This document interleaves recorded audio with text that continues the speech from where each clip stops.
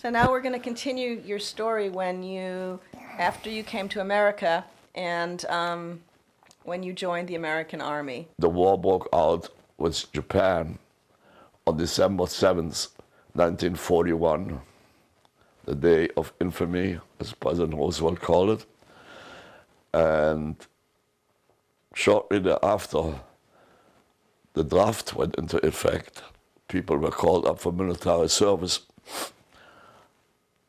And I decided, with a couple of my friends, two other friends of mine, that we three go and volunteer for the service. And sometime in February or March 1942, we went down to the station where volunteers would sign up to be in the service. And about a couple of months later, got a physical examination, and I passed military service. And then I got home, and they said they would let me know when they called me in. And then we got a letter, all three of us, that they could not immediately put us in the service because we were still still German citizens, and we could not enter the army, and they would let us know in due time when we can be in the army. And that lasted until the end of 1942, and then in 1943 they changed the law, and I went in the service in March 21, 1943, first to Fort Belvoir, which was out on the Long Island. I'm sorry. I went to Fort Dix in New Jersey, and from there I went to Fort Belvoir, Virginia, and I trained as a combat engineer. And from Fort Belvoir, one day after graduation as a combat engineer, we went to the South, and I was assigned to a unit that was supposed to go to the Pacific. And we had to have additional training. We had to climb up palm trees to learn how to hook up telephone wires and electric wires, and whatever combat engineers do, blow up bridges, build the bridges, blow them up, and that's all we learned. And then one day, shortly after D-Day in 1944, they said we're going to the Pacific, as I just said. And they gave us summer uniforms, and we boarded the ship. And in the morning, when day came, we saw that we were not going to the Pacific, that we were going east, because the sun was rising. And that's how we knew that we were not going to the Pacific. The Army had a slogan which said, "Loose lips sink ships." So they did not want anybody to know where you are, or what you are, or where you go. So they didn't tell you either? No, nobody knew. Nobody knew. No, not even the officers. Nobody had any idea where you go. Nowhere. And we finally got to Boston, and then they had to change our uniforms again. All the troops had to be on board ship. So that was a great trip. And we finally got to London, to England. We got into Liverpool, and we got off the ship in Liverpool, and they were counting everybody off, that nobody went AWOL. And the first thing we knew, we heard a noise of airplanes, and we didn't know where. And all we got the command from, we had British officers there and American officers, but the American officers were as green as we were. So the British officers used to yell to us, "Duck down, duck down." And we didn't know what the heck, duck down. And the next thing we knew, there were flyers overhead with machine guns. So anyway, we got in the morning into London, and that what Ilse described before on that tour we coincidentally met, and You saw each other we saw each other in London when you were right, being transported? exactly, and that brought us into a big movie house that held maybe about 400-500 people, called the Odeon. I remember the name only too well, and we were supposed to be briefed about where we would go now and what our mission would be. By that time, as I said before, it was maybe 3 weeks, 4 weeks after D-Day that we got in. And anyway, going back a little bit, we still had to jump off the ships because we had to go through the water to go on land on Omaha Beach. So after you... Yeah. So after that we went on the ship, well, I'm not seeing you out of my... So you... Take a breath. Yeah. Relax. Just take a minute. So anyway, we were in that movie place, and there we were briefed what the mission is and when we go and all this. And we all had a physical examination again, everybody. And we all had to show that we had all the equipment that we need, which consisted of a backpack which weighed about 100 and some pounds. At least it felt like that. You had half a tent in there, plus some clothing in there, plus maybe about 300 bullets. And then we got the bullets around our... Abdomen. I don't know, we had M1 rifles.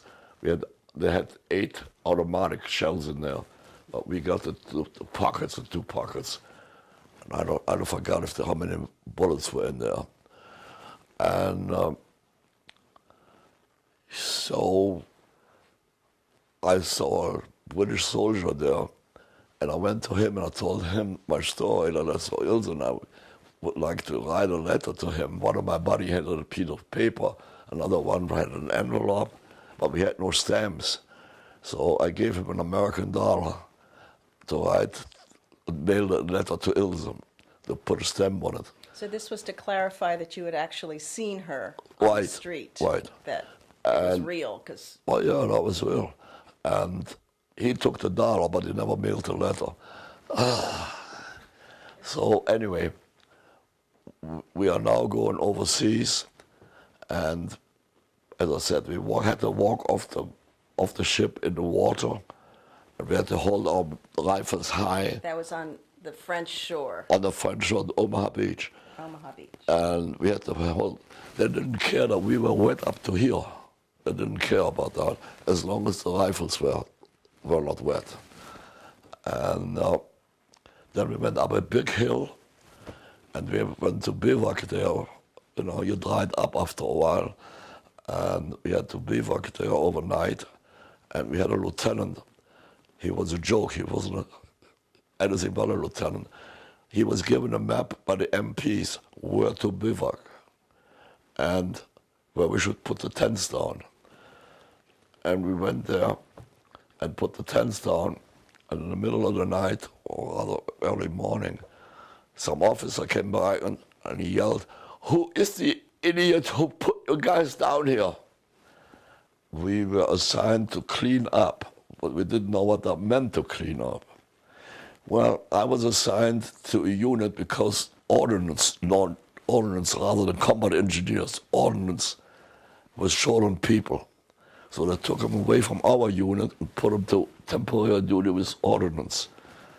And we were assigned to walk and find bodies that were still laying around the battlefield. And it was not a pleasant job. We had to take the ID cards out and open the heads and put the ID card. And then we had little bags with us. We had to go through their pockets and put all the belongings in there, whatever they had, to send home to the family. And I couldn't eat, I couldn't drink, I couldn't sleep, but I wasn't the only one. And one day the chaplain comes by, and by coincidence this chaplain was Jewish. And he asked everybody how they're doing. And some guys complained, and then he came to me and he said, how are you doing? And I said, I was Jewish. I saw he had the Magen David star on here, on both sides, like the chaplains did the either the cross or the Magen David sign, same uniform. And I told him, I said, I'm not too happy. So I told him why. And he said, are you a Kohen by any chance? A Kohen is in the Jewish religion a high priest. And I said, no, I'm not. He said, I get you out of this detail. I said, great. So he went to the sergeant, and he told the sergeant that I, in the Jewish religion, was not allowed to touch bodies. And the sergeant said, that's fine, we transfer him. And they did. And I did what a combat engineer does, taking out mines in the minefields, which is about the most dangerous job you can have in the service.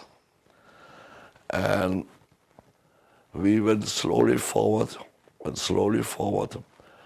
and one day we were at some field and there were some girls. There was a farmhouse, there were some girls, and I speak French fluently. At least at that time I still did. And I started joking around with those girls in French. And some lieutenant saw me. And he called me over, and I thought I wouldn't get shelled because I was talking to the girls. He said, you're talking in French to those girls? I said, yeah. He said, you're the guy I need. I need somebody who speaks French. Well, here I am, Lieutenant.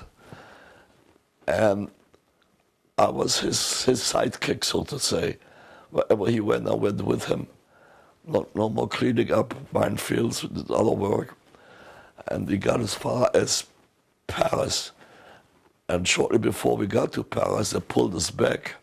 And we didn't know why. And that was on the 25th of August in 1944. I will never forget the date. And we were told that the next morning we would be lined up into trucks to go to Paris because the spearhead troops had captured Paris. And they loaded us up and we went into Paris and we had a big parade down Champs-Élysées, so the Arc de Triomphe, and thousands of French people were outside yelling their heads off, and we came marching. Cheering, yeah. While we were cleaning up the minefields, one day I saw a parachute laying there. Well, the question was, is that parachute booby-trapped or not? Booby-trapped meant, did they have another minefield? If you pick it up, did you blow up or not? And you couldn't see it. You couldn't see it. And they were standing around there. And one guy said, well, I'm brave enough, I'll pick it up. So he picked it up, there was nothing underneath. And he said, now what? I said, I'll take it. What are you going to take it for? I said, my wife knows how to make a wedding dress out of this. She wasn't your wife yet. No, your girlfriend. My girlfriend, my fiancée, knows how to make a wedding. She said, yeah. So asked the lieutenant, may I send this home? For what? I said, Tom. He says, your girlfriend thinks you're crazy. I said, send it home. Put it in a package, give it to me, I send it. Because you couldn't send anything home unless the officer would sign for it. So finally, not so quick, but maybe 2 weeks later, I had a package, and he signed and he shipped it off.